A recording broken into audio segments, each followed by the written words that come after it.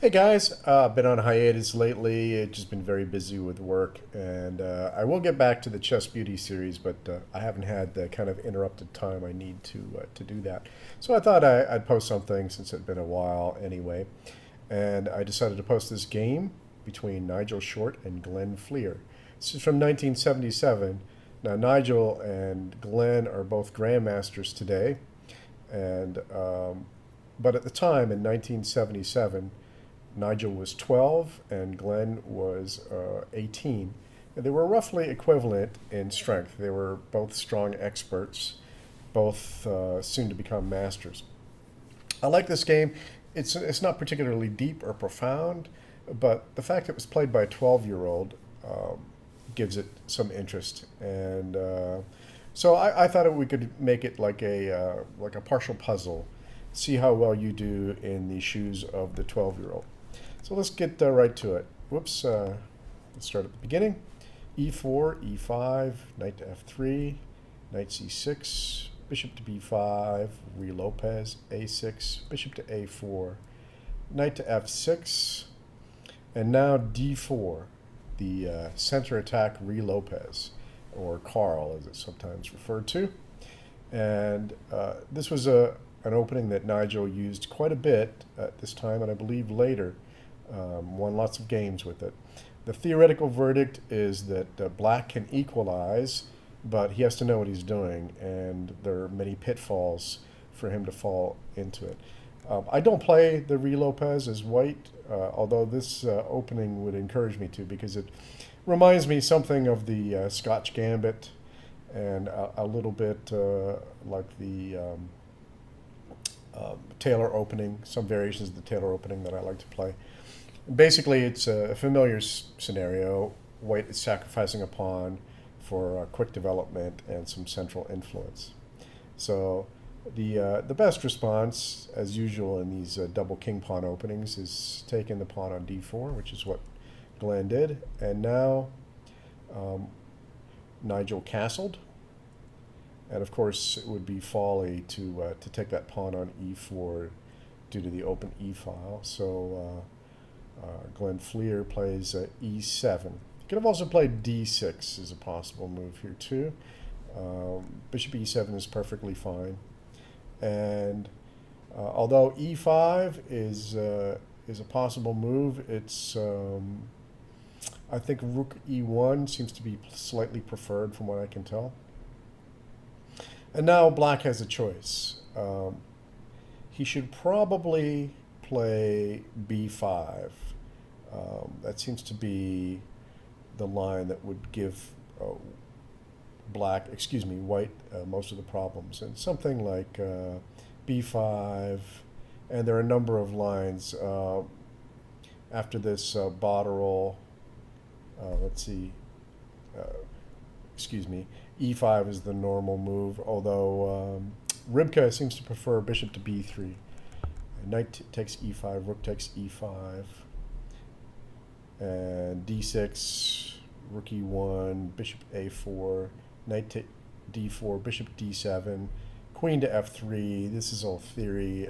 Castles, knight c6, bishop takes c6, queen takes c6, knight to d7, knight c3, bishop f6, bishop d2, a3, b3 must be played, bishop to d4, rook a d1, knight e5, queen a4.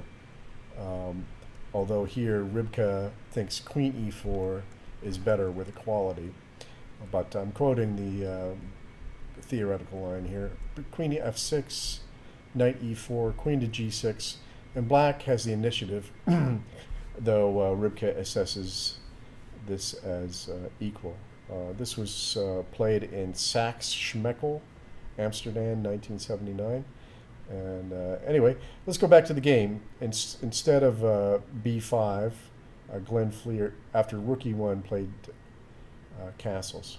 And now c3 is a possible move with likely transpositions. Nigel chose e5. And now Fleer is faced with a rather difficult decision. Unfortunately, He probably, well, actually, the move he played is actually a theoretical move too, but it's maybe an inferior theoretical move. He could have considered knight to d5, knight takes d4, and maybe knight b6 seems to be the best move.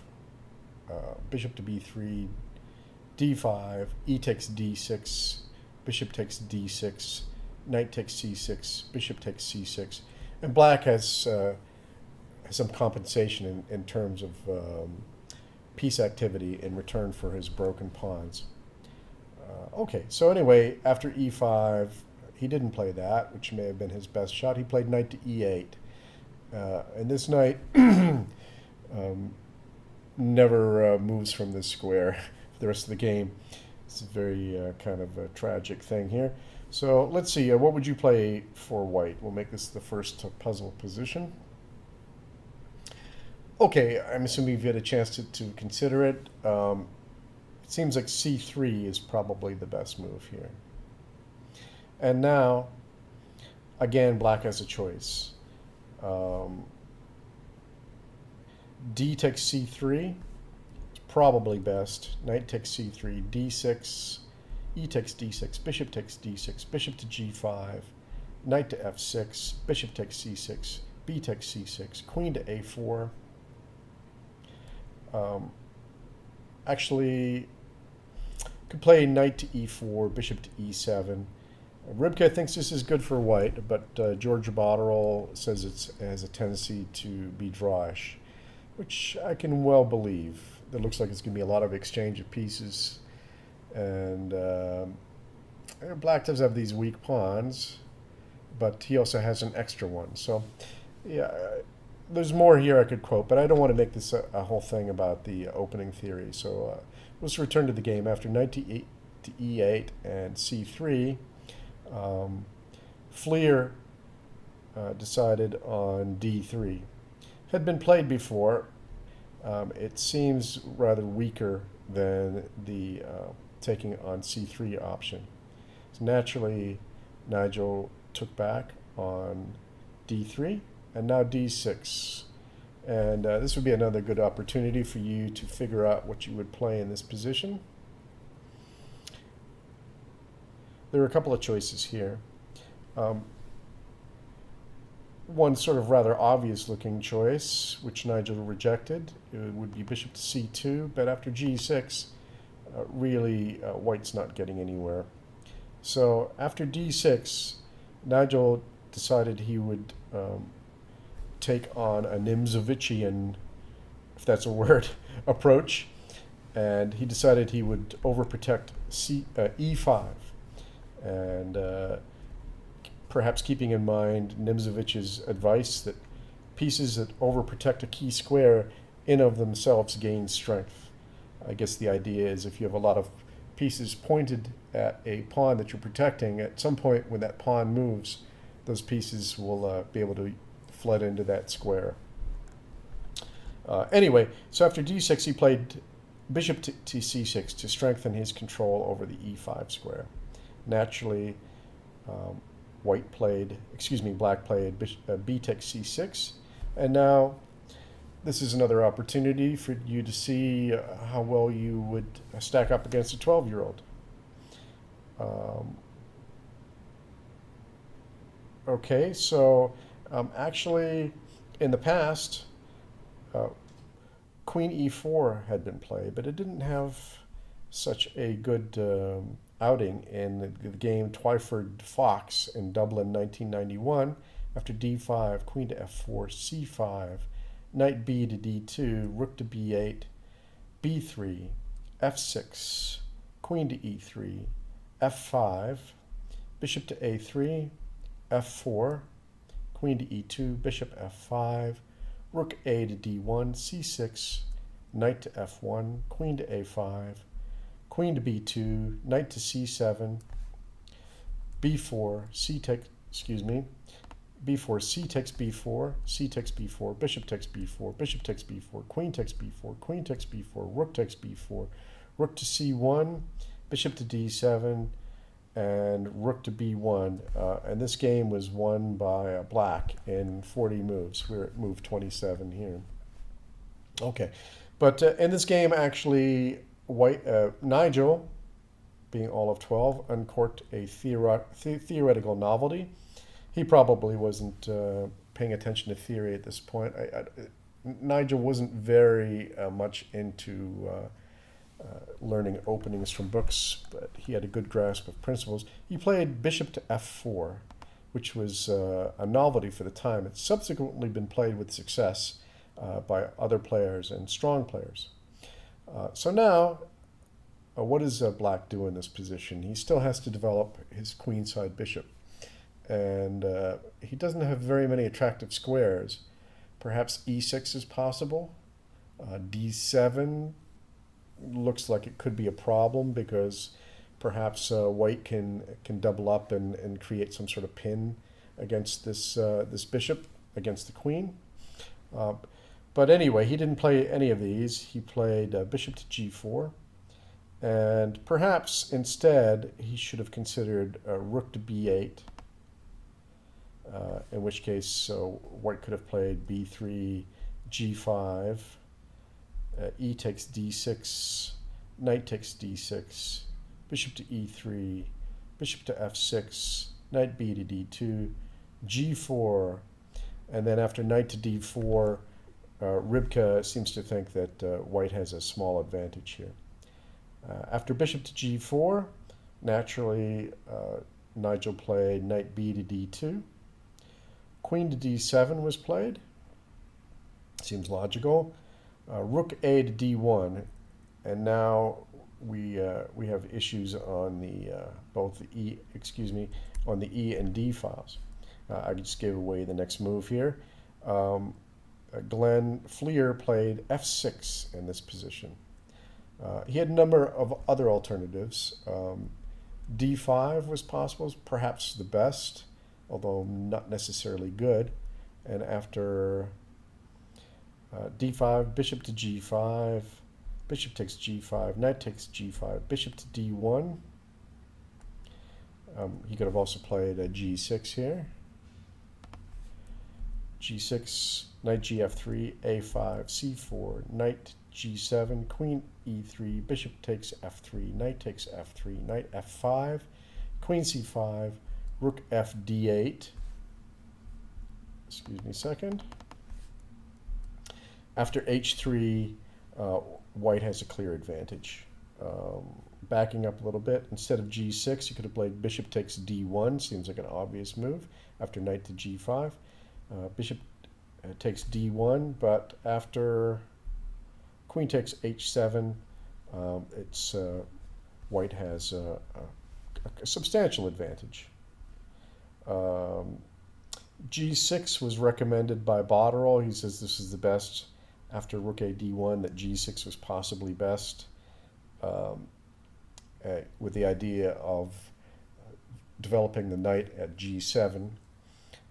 However, Rybka seems to think that white is almost winning at this point. So anyway, after rook a to d1, Fleer played f6, and this is clearly a mistake. So this is one of the main opportunities for you to think like a 12-year-old. What would you play in this position? There's a number of possibilities, as you can see. All right. Well, I won't leave you in suspense any longer.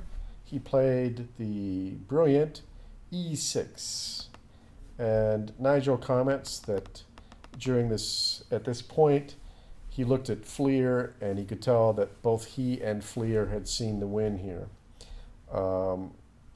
If he had tried instead e takes d6 in the previous position after f6, which looks very logical, that's not actually that good. Knight d6, knight e4, rook f e8, h3, bishop to f5, queen to d4, bishop to f8, bishop takes d6, c takes d6, knight takes d6, rook to e1 check, knight takes e1, bishop to e6, and white is still better. Well, actually, after Yes, okay. The other possibility, instead of e6, was e takes f6, but after knight to f6, this is equal. Okay, so he did play e6, and the idea of this should be fairly apparent. After bishop to e6, in case you didn't see the point of e6, this now is your chance to guess again what white's follow-up would be. Okay, so Nigel played queen to e4, and this was the point. He's got an X-ray attack to the bishop on e7, and also, of course, the bishop on e6. So black is about to shed some material here, although he can try to hang on. The other alternative, instead of bishop takes e6, slightly preferable, was queen to c8, knight to d4, and if black takes on d1 after knight c6, bishop to d8, e7 regains the material and then some.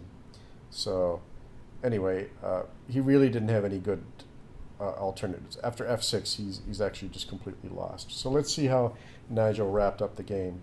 As I said, he played e6, Fleer played bishop to e6, queen to e4, and now really all black can do to try and hang on here is the rather ugly looking king to f7. Things are bad if you have to bring your king in to defend a central piece. Okay, so how did Nigel follow up? These moves aren't particularly hard to see. Hopefully you found knight to d4. Just logically piling up on the bishop at e6. And now black had a couple of choices. He could have played bishop to g4, but after f3, h5, knight takes c6, black is clearly losing here.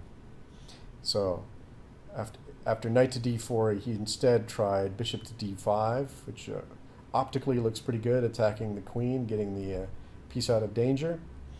But after queen to h7, black's pieces are utterly miserable. Take a look at that knight on e8. He cannot go to a single square. He's essentially stalemated in this position. And so instead, well, not instead, but here he played Fleer, that is, played queen to g4. And now the bishop on f4 is attacked, so white really has to do something about it. So how would you defend this bishop? Well, hopefully you chose the move that Nigel chose, which is g3. Okay, bishop to g3 seems more natural, but it takes the bishop off this diagonal, the diagonal from c1 to h6, which proves to be important very shortly. So he could have played bishop to g3, and white is still winning after something like bishop to d8, h3, queen to g6, queen takes g6, king takes g6, c4, bishop to f7, knight takes c6. White is still winning, but not as in a sparkling manner as Nigel found. So instead, he played, as I said, g3, keeping the bishop on this important diagonal. And now Fleer played bishop to d8. He could have tried f5, giving the king another escape square. But after knight takes f5, bishop to g5, f3, bishop takes f3, bishop takes g5, queen takes g5, knight to f3 check is bad news for black. You can see white's pieces are just flooding in here, and he may end up with a rook on e7. Very difficult to defend this position. As I said, after g3, he played bishop to d8. And now, this is a key moment for you to find a way to put black out of his misery. What move would you play in this position? All right, I confess that when I read through the game, I did not find this move I think I played one of the more prosaic continuations. Um, but all in all, it's actually not all that hard to see. Hopefully you found knight take to f5. Let's see. The other possibilities, c4 also wins. This is the number 2 line for Ribka. Queen to g6, queen takes g6, king takes g6, c takes d5, c takes d5, knight 2 to f3. And we're going to win here, but actually, if we go back to the game, after knight to f5, Fleer resigned.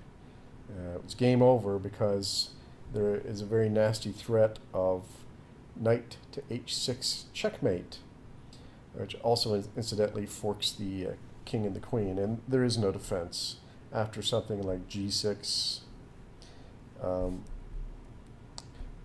knight to h6 comes anyway, and this is checkmate unless black gives up his queen here. Bishop takes h6.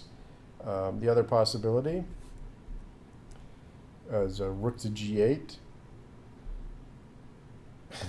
Knight takes h6, and okay, we're history. King f8, knight takes g4. And the computer line, the best computer line, is queen takes f5. So if we're playing queen takes f5, you know things aren't good. Anyway, the final position was this one.